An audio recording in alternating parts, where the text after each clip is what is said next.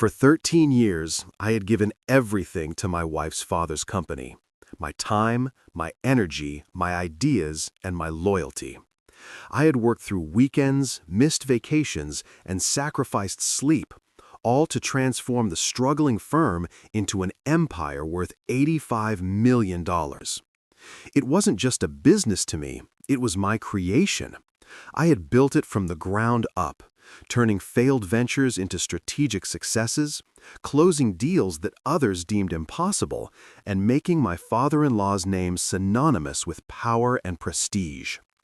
Yet, as I sat at the grand dining table that evening, surrounded by family members who had no idea of the storm brewing beneath my calm exterior, I heard the words that changed everything. "Your wife's new husband will take over now." The voice belonged to my wife, her tone smooth and practiced, as if she had rehearsed saying it. Her father, seated at the head of the table, merely smiled in agreement, as if this was just another business decision, another shift in power that I should accept without question. My grip on the silverware tightened, but I forced my expression to remain neutral. I refused to give them the satisfaction of seeing my anger, my betrayal. The betrayal of a man who had dedicated his life to a cause, only to be cast aside like an employee whose contract had expired. I glanced around the table. The rest of the family was chatting, eating, oblivious to the significance of what had just been said.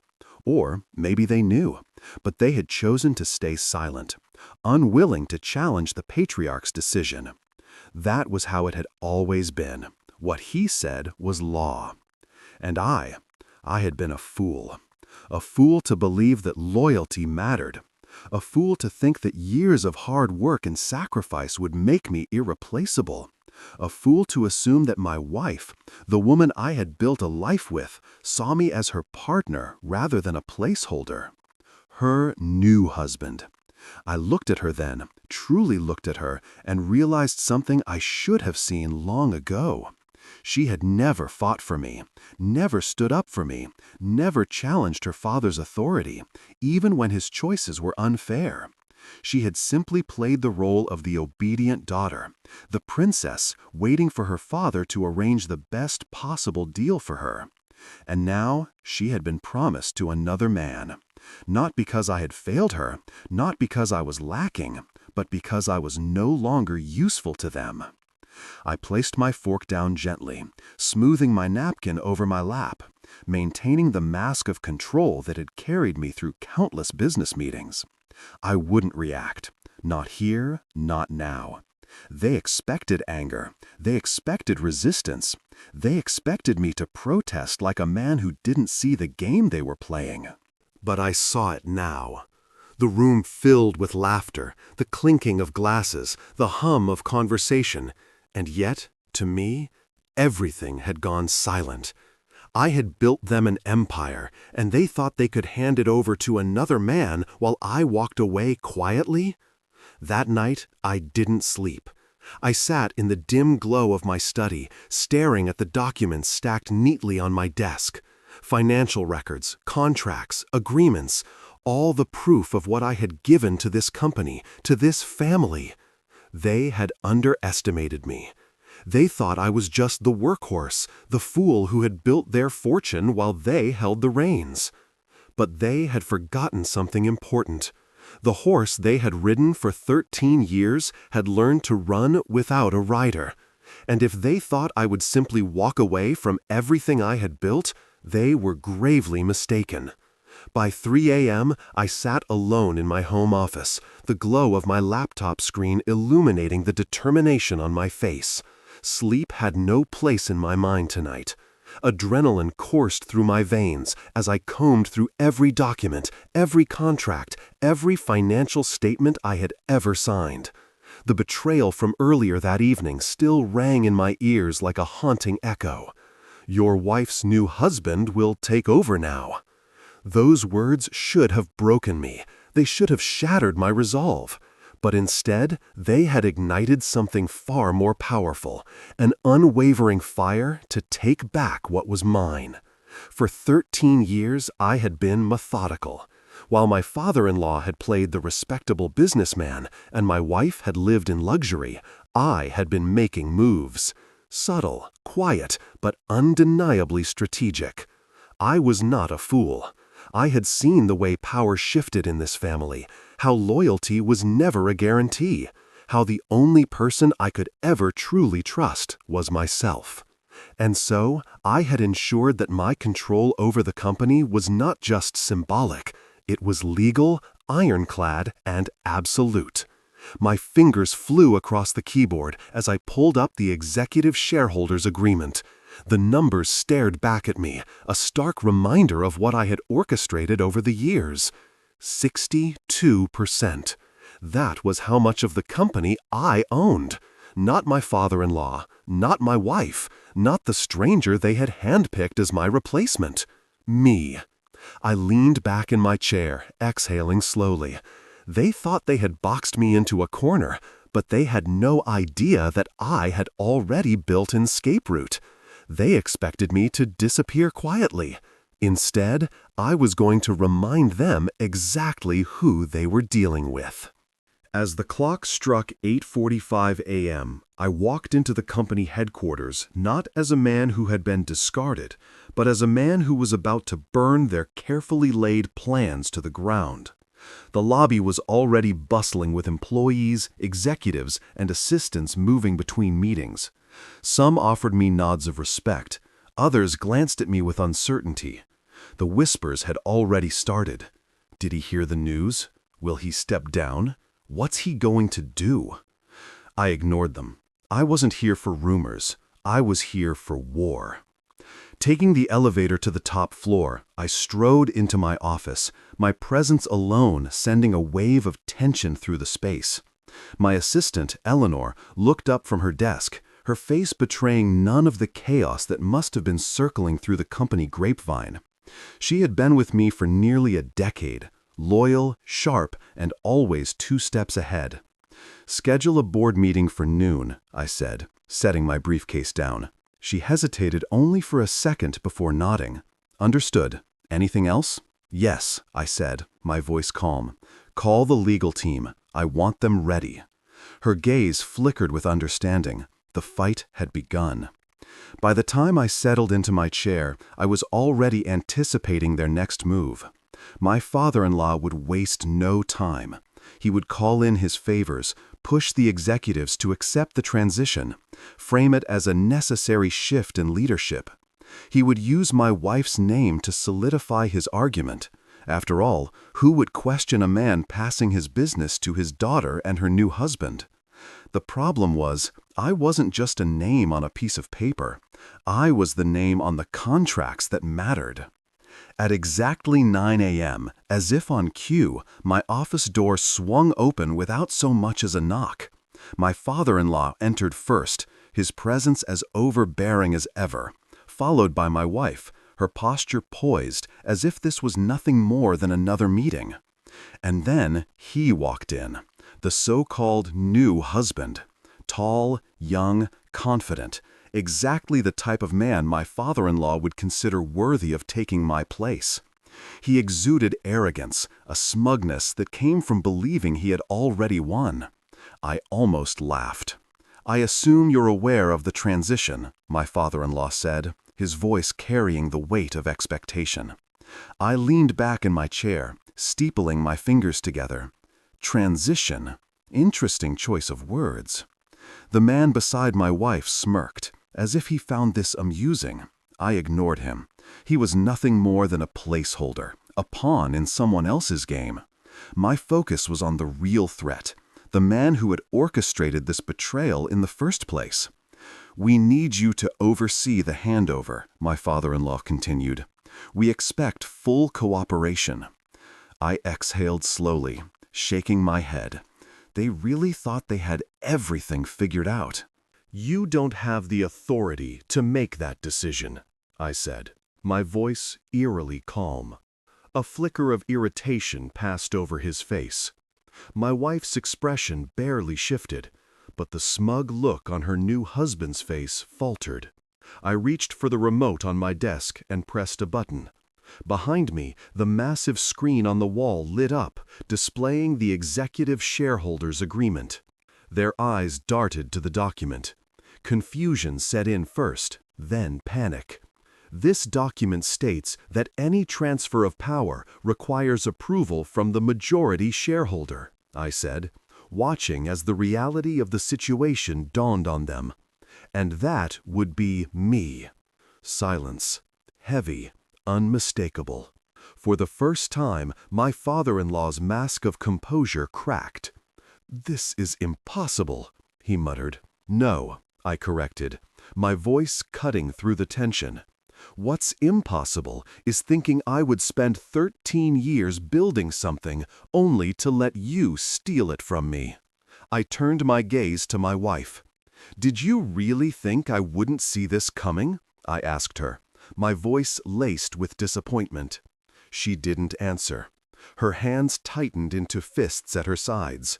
I let the silence stretch between us before shifting my attention to the man standing beside her, the one who had walked in thinking he was about to inherit an empire.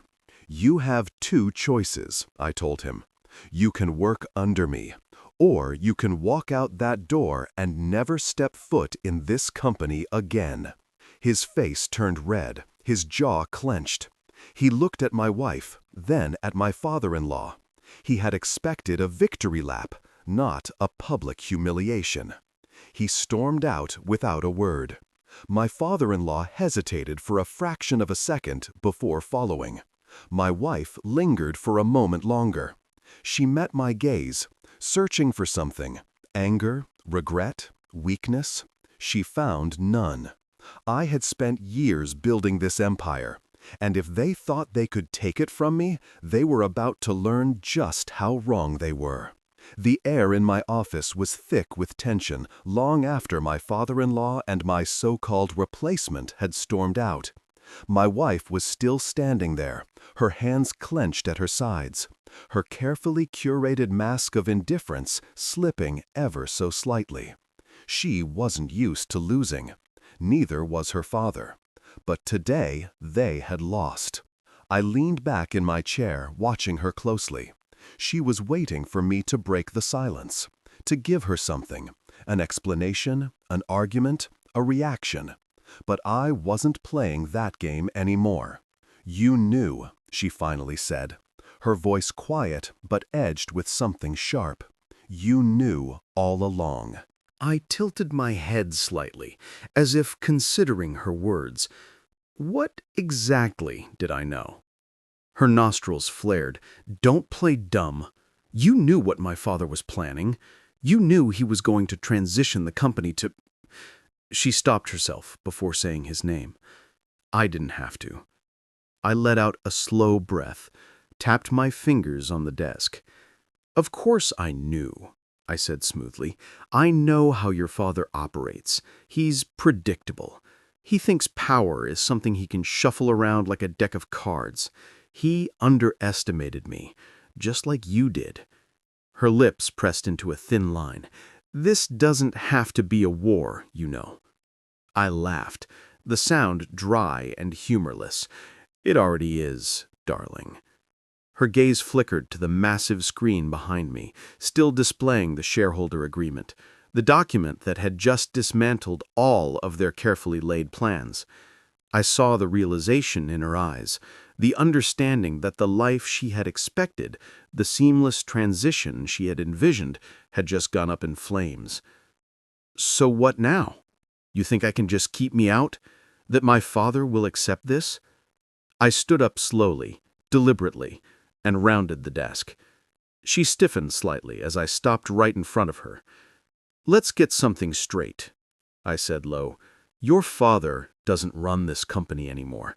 I do. If you want to stay in this game, you'll do it on my terms." She scoffed. "You don't control me." I smiled. "No, but I control what matters. And right now, that's the future of this company. If you thought I was going to just step aside and let you and your new husband waltz in, you don't know me as well as you think." Her jaw tightened. She had always been good at masking her emotions, but I knew her too well. She was panicking. "This isn't over," she whispered, her voice carrying more desperation than confidence. "Oh, I know," I said. "It's just beginning." She turned on her heel and left, slamming the door behind her. I exhaled, rolling my shoulders back. The first battle had been won, but the war was far from over. I had thrown a wrench in their plans, but I knew my father-in-law well enough to understand that he wasn't the type to accept defeat easily. He had spent decades building his reputation, surrounding himself with people who feared him, admired him, obeyed him. I was about to become the one thing he had never accounted for, his equal. Or worse, for him, his superior. I pressed the intercom button on my desk. "Eleanor, call a board meeting. Noon." She replied instantly. I needed to secure my position before my father-in-law tried to rally the board against me. Money and influence could make people disloyal in a heartbeat, and I wasn't naive enough to think I didn't have enemies among the executives. I walked over to the window, looking down at the city below. I had spent over a decade building this empire, and for what? To be discarded, replaced, humiliated? No, not a chance. At noon, the boardroom was filled with executives. Some of them looked anxious, others neutral. A few were clearly waiting to see which way the tide would turn before choosing a side. I took my seat at the head of the table. "I know many of you have heard rumors," I began, my voice steady, "so let me clear them up. Yes, my father-in-law intended to replace me. No, that will not be happening." Murmurs rippled through the room. I let them speak amongst themselves for a moment before continuing. "I've built this company into what it is today. Every deal, every expansion, every strategic move, I've been at the center of it. And I won't allow a man who hasn't spent a single day working here to walk in and take what I built." One of the executives, a man I had always respected, cleared his throat. "Your father-in-law has significant influence. He could make things difficult." I met his gaze head-on. "Perhaps, but let me make one thing clear. If anyone in this room believes that backing him is the right move, speak now." Silence. Heavy, deafening silence. "Good. Loyalty matters," I continued, my tone softer but no less firm. "And those who stand with me now will be rewarded. Those who don't, well, you should know me well enough to understand that I don't forget disloyalty." I let my words settle. This was a game of power, and I had just made my position clear. By the time the meeting ended, I had secured the support I needed. My father-in-law could try to fight me, but he was about to learn something important. I wasn't the man he thought he could control. By the time I returned to my office, Eleanor was waiting at the door. "Your father-in-law called," she said. "He wants to meet." I smiled. Of course he did. "Tell him I'll see him tomorrow," I said, "at my convenience." As she walked away, I sat back in my chair, exhaling slowly. The battle lines had been drawn, and I had no intention of losing. By the time I stepped into my office the next morning, the weight of what had happened over the last 24 hours was still sinking in. My father-in-law had miscalculated badly. He had spent years believing he could manipulate, control, and discard me like a piece on his chessboard. He hadn't accounted for the fact that I wasn't just another pawn. I was the one who had built the kingdom, and now I was the one who held the power to burn it down. My phone buzzed on the desk. I glanced at the screen. Unknown number. I knew exactly who it was before I even picked up. "Speak." A familiar voice crackled through the line. "You think you've won?" I smirked, leaning back in my chair. "I know I have." A slow, measured exhale came from the other end. "You've made a mistake, son. A mistake that's going to cost you everything." That's funny," I said, twirling a pen between my fingers. "Because from where I'm sitting, it looks like the only mistake was thinking you could take what's mine." Silence. I let it stretch between us, savoring the shift in dynamic. For years, my father-in-law had spoken to me with authority, with the certainty that I would always fall in line. Today, for the first time, that authority was gone. "We should meet," he finally said, his voice tight. "We should," I agreed, "but on my terms. My office, 1 hour." I hung up before he could argue. I wasn't going to let him control the setting, the tone, or the circumstances. If he wanted a discussion, it would be on my turf, under my rules. The next 60 minutes passed in strategic preparation. I had Eleanor pull up every document, every financial report, and every legal agreement that mattered. I wanted them printed and stacked neatly on my desk, not because I needed to review them, but because I wanted him to see them, to understand that I wasn't just prepared, I was untouchable. At exactly 10 o'clock, the door to my office swung open. My father-in-law walked in, his presence as imposing as ever, dressed in his usual crisp suit. He was followed closely by my wife, ex-wife really, though she hadn't realized it yet, and trailing behind her, the man they had chosen to replace me. I ignored him entirely. He wasn't important enough to acknowledge. Instead, I leaned back in my chair and gestured to the seats across from me. "Sit," they did, reluctantly. "You think you can just lock me out of my own company?" My father-in-law's voice was sharp, laced with barely concealed fury. I smiled. "I don't think. I know." I tapped the stack of papers on my desk. 62%, remember? That's my share, which means I make the decisions now. Not you, not her. I nodded toward my wife, whose expression remained unreadable. And definitely not him. Her so-called new husband shifted in his seat, uncomfortable. "This is a family business," my father-in-law pushed, "and you're no longer family." I tilted my head. "Funny, you had no problem with me being family when I was the one securing multi-million-dollar contracts, expanding the business, and cleaning up your financial messes." His jaw clenched. I continued. "You're right about one thing, though. This is a family business. But see, I was smart enough to make sure that blood ties don't equal ownership." I slid a document across the desk. "This is the revised executive structure I filed this morning," I said casually. "Effective immediately, your title as chairman is revoked, your board privileges are suspended, your access to financial accounts, gone. You no longer hold a single voting right in this company." My father-in-law's face turned red. "You can't do that." I raised an eyebrow. "I already did." My wife, ex-wife, leaned forward, her voice softer but no less sharp. "Why are you doing this?" I turned my gaze to her, finally giving her my full attention. "Why?" I repeated. "You really have to ask?" She didn't flinch, but I saw the flicker of uncertainty in her eyes. "You stood by while your father plotted to erase me," I said, my voice steady. "You let him decide that I was disposable. You sat there at dinner, smiling, while he handed my legacy to someone else like I was nothing more than an employee who had overstayed his welcome. I didn't. You did." I cut her off.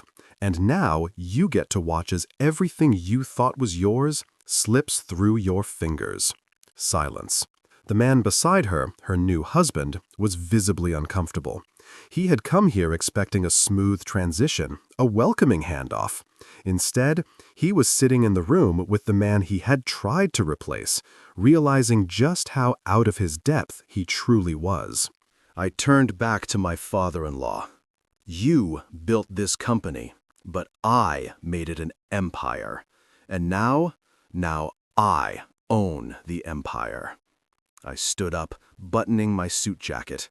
"I suggest you start making peace with that." For the first time in his life, my father-in-law looked at me not with control, not with arrogance, but with something close to fear. He had underestimated me, and now he was paying the price.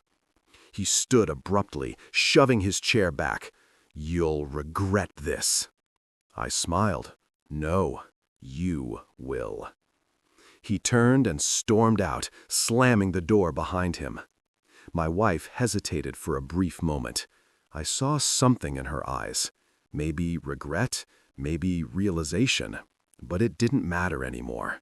She had made her choice, and I had made mine. She turned without another word and followed her father out. I finally turned to the man who had been left behind, the one they had planned to install in my place. He swallowed hard. "Look, man, I cut him off with a single glance. Get out." He scrambled to his feet and all but ran out of my office. As the door closed behind him, I exhaled slowly, letting the silence settle. The battle wasn't over yet, but today I had won, and I wasn't done winning. The morning after the confrontation, the weight of my victory still lingered in the air, thick and undeniable. But I knew better than to celebrate too soon.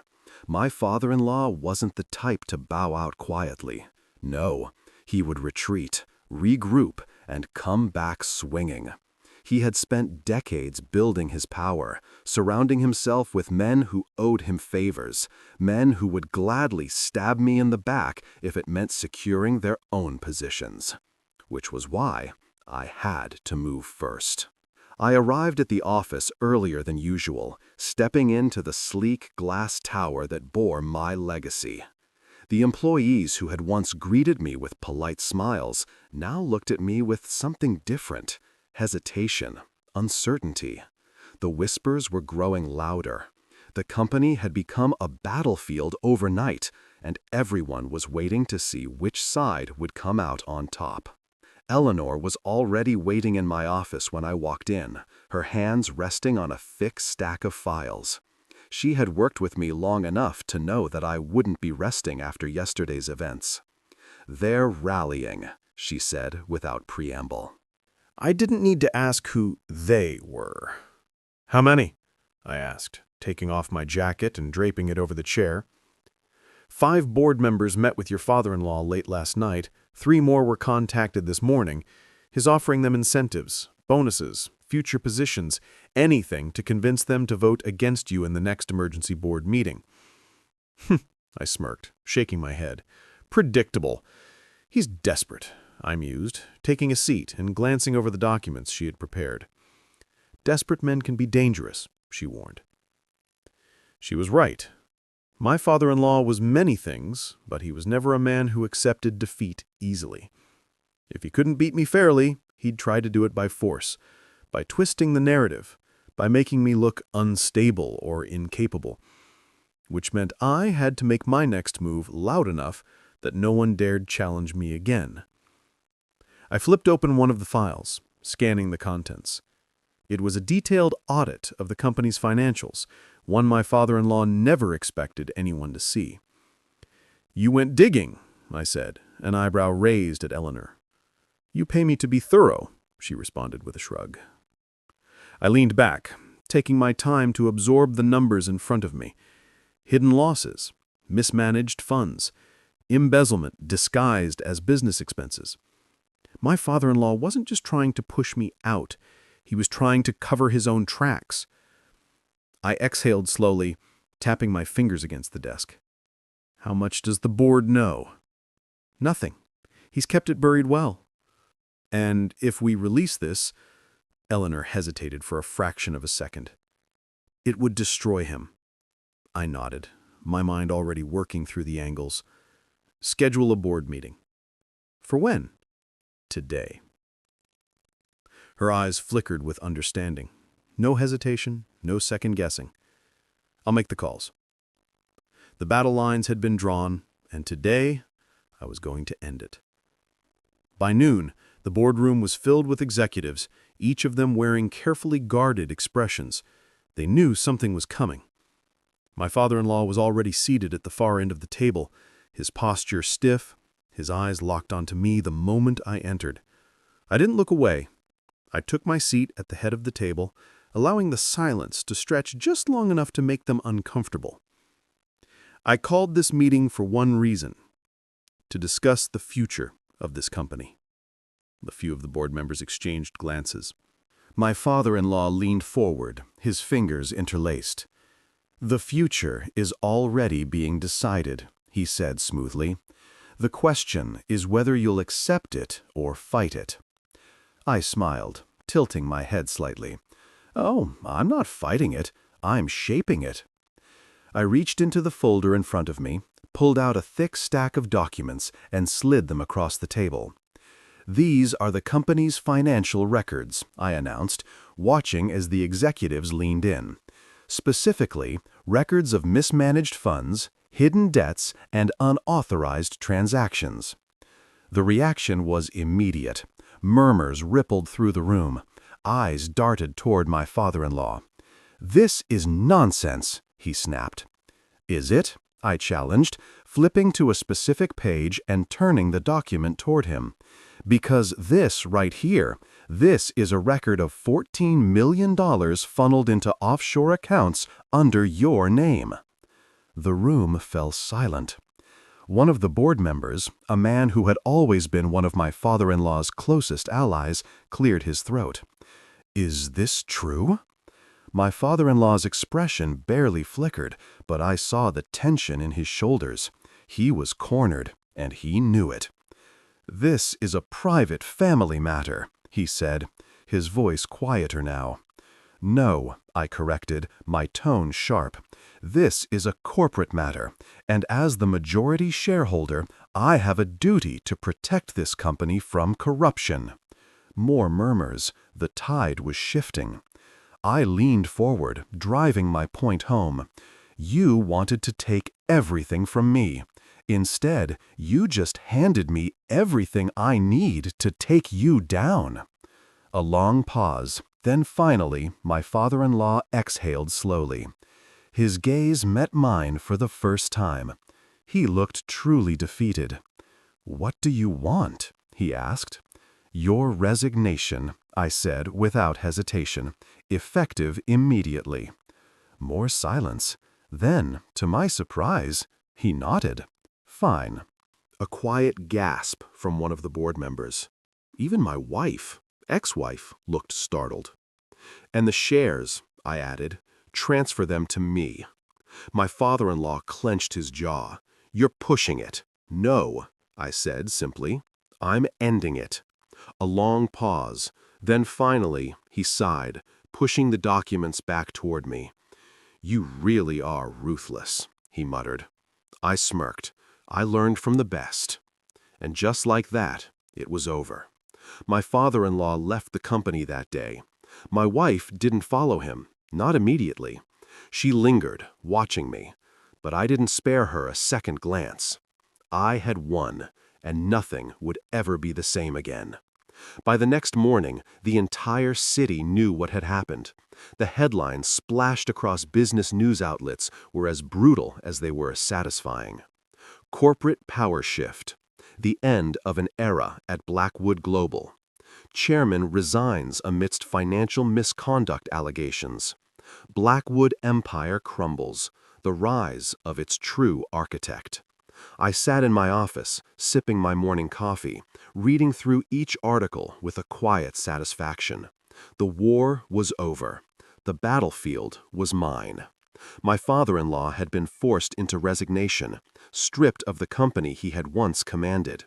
His shares, once a symbol of his iron grip, were now in my name. And the best part? He hadn't even tried to fight back, because he knew he had lost.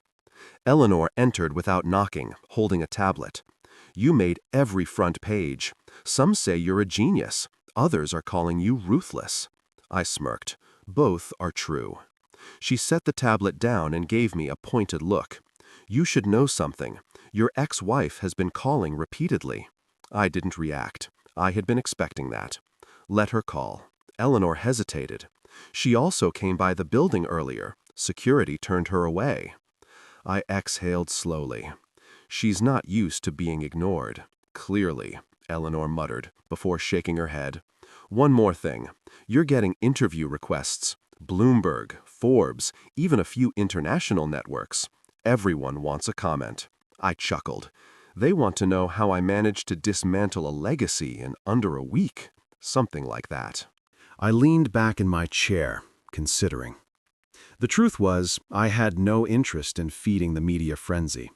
Let them speculate. Let them build their narratives about power, betrayal, and corporate warfare. The only thing that mattered was control, and I had secured it. Decline all of them, I said. Eleanor raised an eyebrow but didn't argue. She knew me well enough to understand that I didn't do anything for public approval. And my schedule for today? I asked. You have a meeting with the new board at 2 p.m., she said. They're eager to know what direction you want to take the company in now that it's fully yours. I nodded. Good. Make sure all financial reports are on my desk before then. I want to go in with every number at my fingertips. Eleanor turned to leave, but paused at the door. And about your ex-wife? I didn't look up from my coffee.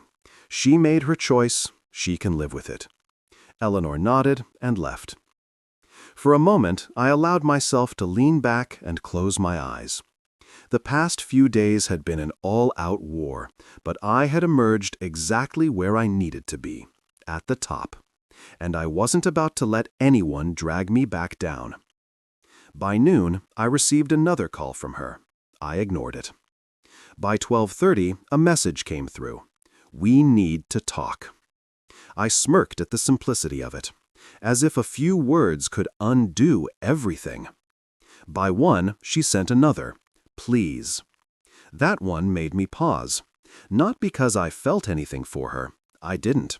That part of me had been erased the moment she sat at that dinner table and let her father dictate my replacement. No, I paused because I recognized desperation when I saw it. And desperate people were unpredictable. By 1:45, I arrived at the boardroom. Executives were already seated, their posture stiff, their eyes watchful. They had spent years under my father-in-law's rule, conditioned to follow his lead. Now they were looking at me, unsure of what to expect. I let the silence stretch as I took my seat at the head of the table. Let's not waste time, I said, steepling my fingers. I know there are concerns. I know some of you were aligned with my predecessor. But let me make one thing clear. This company doesn't run on loyalty to a name. It runs on results. A few of them shifted in their seats. We're not going to waste time mourning the past, I continued. We're going to move forward, and those who are ready to do that, you'll be rewarded. The tension in the room eased slightly. These were business-minded people. They didn't care about sentiment, they cared about profit. And if I could make them more money than my father-in-law ever did, they would fall in line. I spent the next hour laying out my strategy, expanding global operations, restructuring inefficient departments, securing new international partnerships. By the time the meeting ended, the board was no longer uncertain. They were intrigued. And I had them exactly where I wanted them. That night, as I was leaving the office, I saw her. She was waiting in the lobby, standing near the entrance in a fitted gray dress, looking as polished as ever. I could have walked past her. I could have ignored her completely. But a part of me wanted to hear what she had to say, if only to watch her scramble for an explanation. So I stopped. She looked up, relief flashing across her face. You finally decided to see me. No, I said simply. I just didn't feel like pretending you don't exist. She flinched slightly, but recovered quickly. Can we talk, in private? I studied her for a long moment. Then, without a word, I turned and walked toward the side exit. I knew she would follow. Outside, the night air was crisp, the city lights reflecting in the glass windows of the building I now fully controlled. She wrapped her arms around herself, hesitating. I didn't want this, she finally said. I laughed, shaking my head. You stood by and watched it happen. She stopped herself, frustration flickering in her eyes. I didn't know how to stop it. You didn't try, I said coldly. Silence stretched between us. I made a mistake, she admitted finally. I nodded, shoving my hands in my pockets. Yes, you did. Her lips parted slightly, as if she had been expecting a different response. She exhaled, I just want to know if there's any way to fix this. I looked at her then, really looked at her. She had been the woman I once trusted, once believed in, and now she was just another person who had underestimated me. No, I said, my voice even. You don't get to fix this. You don't rewrite the ending. Her eyes flashed with something, anger, regret, maybe even grief. But none of it mattered. I turned and walked away, because some things weren't meant to be salvaged, and she had made her choice. As I walked away from her, I didn't look back. There was no need. Whatever desperation she was feeling now, whatever regret had crept into her heart, it was too little, too late. She had watched me be discarded like an afterthought, had stood silent as her father tried to erase me from my own empire. And now she wanted to fix things? There was nothing left to fix. I stepped into my car, exhaling slowly as I gripped the steering wheel. My phone vibrated in my pocket, and I already knew who it was before I even glanced at the screen. Another message from her. Please, just one conversation. I didn't bother responding. Instead, I turned off my notifications and pulled out of the parking lot. There was work to be done, a company to run, a future to secure. The past could keep calling, keep begging, but I was done answering. By the time I got home, my body was exhausted, but my mind was sharp. I poured myself a drink, stepping onto the balcony of my penthouse. The city sprawled before me, alive and endless, glittering under the night sky. I had won. Everything they had tried to take from me, I had taken back, and more. The company was mine now, fully mine. And for the first time in years, I didn't have to answer to anyone. No father-in-law dictating my future, no wife standing in the shadows, complicit in my downfall. So why did I feel this quiet, lingering sense of anticipation? Because I knew the game wasn't over yet. People like my father-in-law didn't just walk away.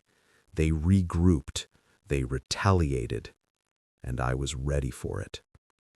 The next morning, I was back in my office before the sun had even fully risen.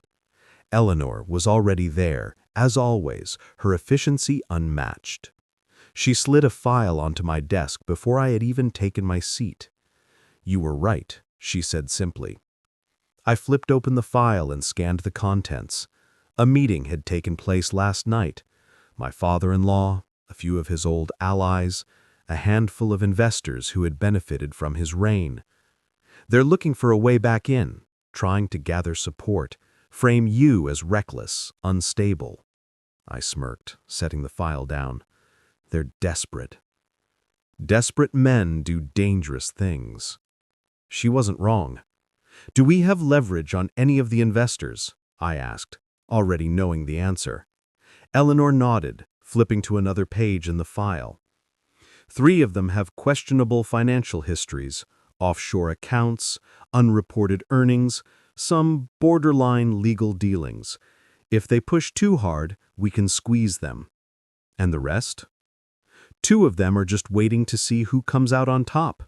They don't care who runs the company as long as their money keeps growing. Then we make sure they know where the real power is. I picked up my phone and dialed the number of the most influential investor on that list, a man who had built his fortune on the backs of others, who had never truly cared about loyalty, only profit. He answered on the second ring. "I was expecting your call." "Then you already know why I'm calling," I said smoothly. He chuckled. "Your father-in-law has been very persuasive. He thinks you're too aggressive, too impulsive. He's making a case that the company is better off under someone calmer." "And what do you think?" I asked. A pause. Then, "I think I like making money, and right now, you're the one making it." I smiled. "Glad we understand each other." He chuckled again. For now. But power shifts quickly in this world. Be careful, son. I always am. I hung up and turned to Eleanor. That's one secured. Now let's deal with the others. By noon, I had locked in the majority of the key investors. They were staying with me, at least for now. That left my father-in-law with fewer allies, fewer options, and fewer chances to claw his way back. At exactly 3 p.m., my office phone rang. I picked it up without hesitation. I was wondering when you'd call. You're making a mistake, my father-in-law's voice came through, calm but firm. You keep saying that, I said, but I'm still here, and you're not. A pause. Then, this isn't over. I smirked, leaning back in my chair. It is for you. Silence. Enjoy your retirement, I said, then hung up. I exhaled, setting the phone down. Game over. That night, I returned home and found another message waiting from her. I miss you. I stared at the words for a long moment, then deleted the message without responding.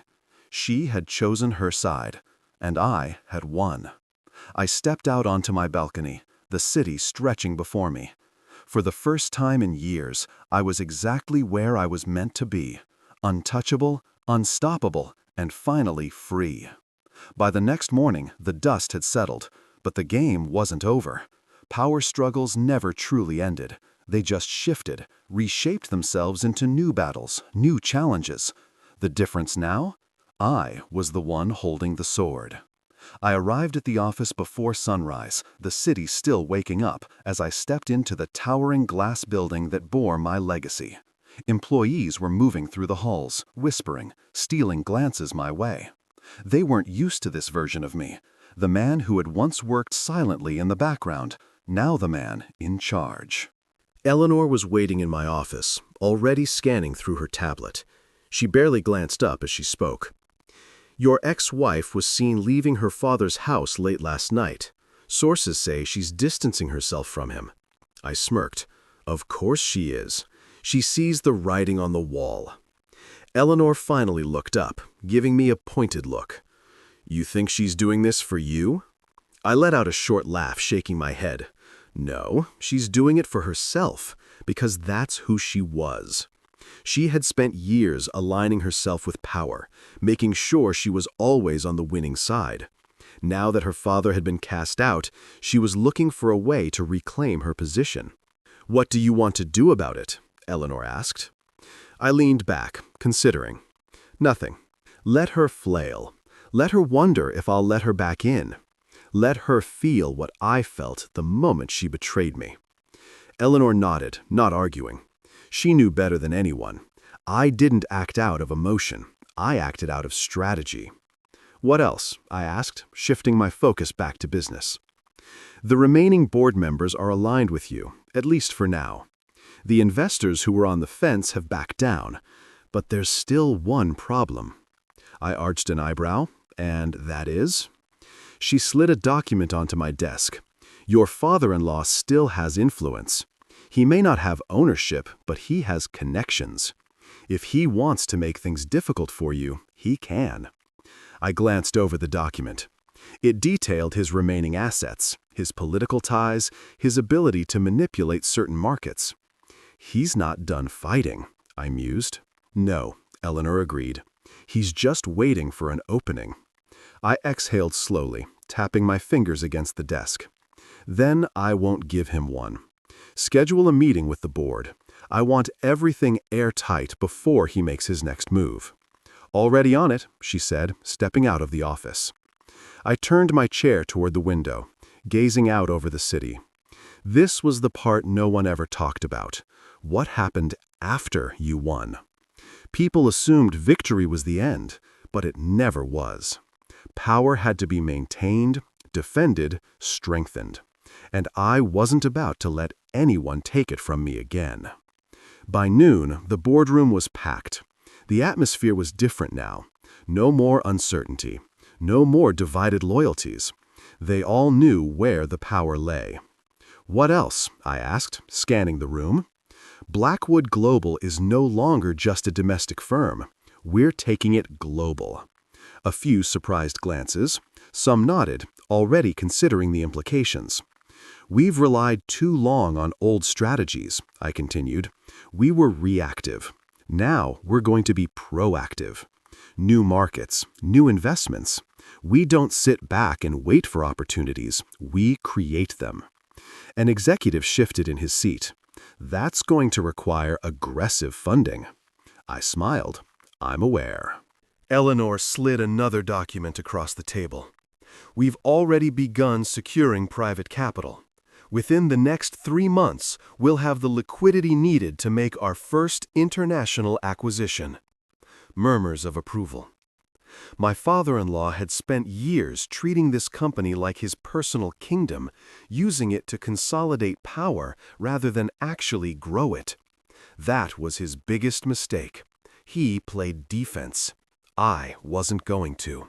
I was going to conquer. That night, as I was leaving the office, my phone buzzed. Unknown number. I already knew who it was. I answered, bringing the phone to my ear without speaking. A slow exhale on the other end. "You've made your point." I smirked. "Have I?" A pause, then, "You think you've won. You think this is over." "It is over," I said, stepping into my car. "You just don't want to accept it. You're playing a dangerous game, son." "I'm not playing anymore. You are, and you lost." Silence. "Retire," I continued. "Enjoy what's left of your influence before it disappears completely. Because if you come at me again, I won't just take your company. I'll take your legacy." A long pause. Then, finally, "You really are ruthless." "You taught me well," I said, before hanging up. I set my phone down, exhaling. That was the last time my father-in-law ever tried to challenge me. 3 months later, Blackwood Global secured its first international acquisition, expanding into European markets. The numbers skyrocketed. I watched from my office window as the stock price climbed, the city lights reflecting in the glass. I had won. Not just the battle, the war. And no one would ever take this from me again. That night, I got another text from her. "I still love you." I stared at the message for a long moment before typing back. "I don't." And with that, I blocked her number. Because power isn't just about winning, it's about knowing when to walk away. And I was never looking back.